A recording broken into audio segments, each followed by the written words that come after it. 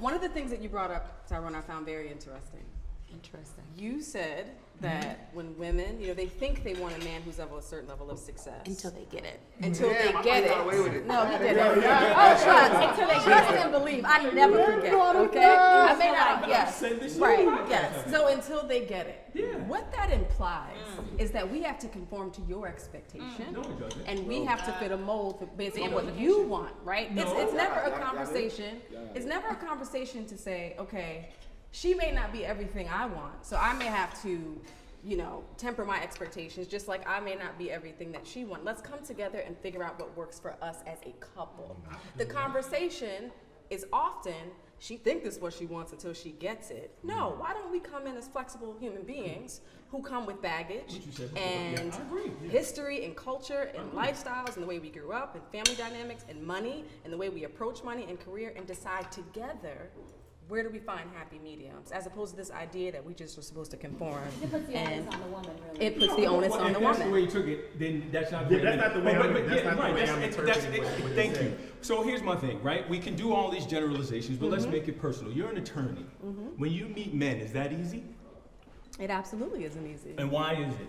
Often men come in with preconceived notions about who they think I am. Okay, Argumentative, inability to let them lead, inability to be supportive towards them, all of which are false. Go ahead. Right. So my point in saying that is, right, if it's and again, I'll even drill down a little more. I'm talking about black and brown folk. If you are in a situation where, and again, speaking personally, some of the conversations that we've had, it was on the podcast. There are things that come with a black man that has a position of power, that is affluent, that has reach, that has scope, right? That he may not be home all the time. He may not be emotionally available for you, right? He may have to do certain things. And when I say that, I mean he may not always be there to answer phone calls or whatever because he's running in and out of meetings, this, that, or whatever, and then you start to get into issues of infidelity and all these other things. What I'm saying is the thought of it. Not that it's actually happening, but that becomes the thought. So my whole point in saying that is, right? My whole point in saying that is, if there's all these things that come along with it, then you get issues of what are you doing, where are you doing it, how are you doing it, and it becomes a power struggle with everything else that's underlying. Okay, can I offer a counter argument? Sure. Now let's flip those roles. I am an attorney. Okay. I work very long hours. I have a podcast and many passion projects. Okay. There are days that a man may text me and say, "Hey, what's up?" And I'm in back-to-back meetings. And by the time I get back to my phone, it is, "Why didn't you text me back?"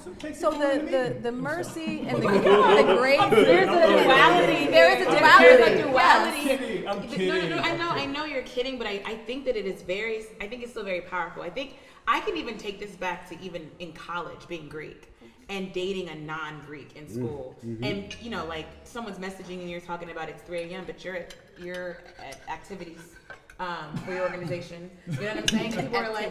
People are asking you questions. But a non-Greek relationship, if you're with a non-Greek relationship, they're like, why are you up at 5 o'clock in the morning? Why are you just now getting home?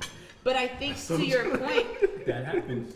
Exactly. But I think to your point, it's interesting because it almost made it seem like if you're having issues, like you said, not being home, travel. I travel probably 45% of the year. That's a lot. I'm already diamond. You know what I mean? Like that's a lot of travel. I hear people that I literally have men that are like, well, you're never here.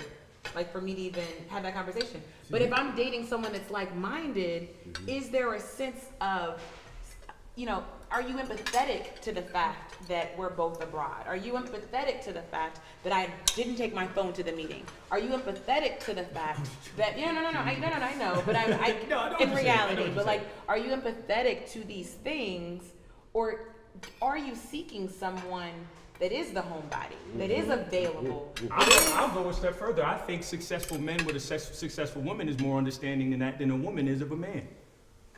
I think a man who has diamond and travel 45% of the year, just like you, will be more understanding of your situation than yours of his.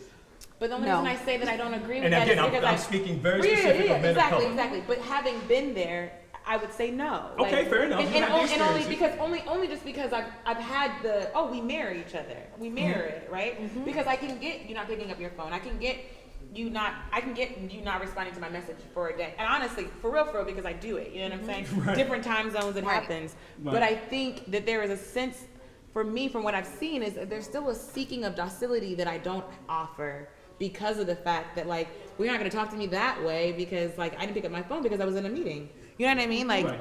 getting a I don't message. think